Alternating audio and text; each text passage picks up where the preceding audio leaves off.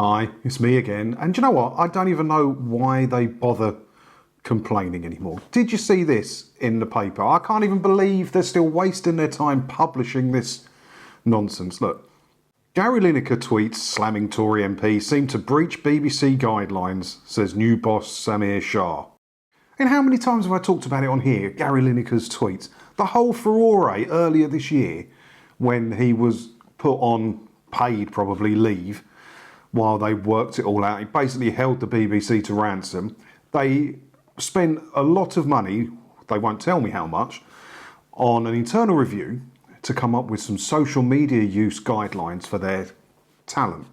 And Gary Lineker does fall under the terms of the social media guidelines from the BBC. It says here, who this guidance applies to.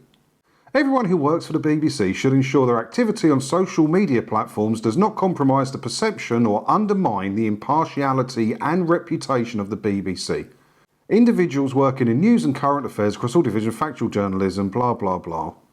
Those presenting flagship programmes on the BBC carry a particular responsibility to help to balance commitments of both freedom of expression, blah, blah, blah, blah. Okay, so we can click here. It says, look, BBC flagship programmes are listed here.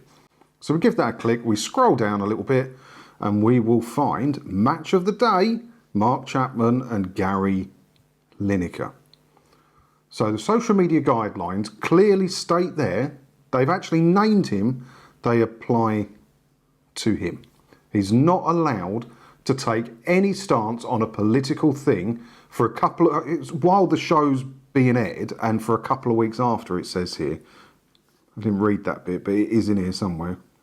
I mean, point 1 of the impartiality guidance, look, is do not reveal how you vote or express support for any political party. Do not express a view on any policy which is a matter of current political debate or on a matter of public policy. So the guidelines have named Gary Lineker as having to abide by these guidelines.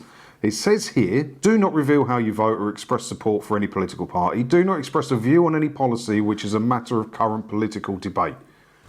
Pretty much every tweet that Lineker's putting out that's not about football breaks those guidelines. And yet he's still there. They bought him back. He basically held them to ransom. How? What's this story about? Because I haven't actually read it yet. New BBC boss Samir Shah said he did not think it was helpful that Lineker had signed a letter calling for the government to scrap its Rwanda scheme. Former England footballer turned pundit Lineker was among a group of celebrities urging ministers to scrap their Rwanda scheme and come up with a fair new plan for refugees.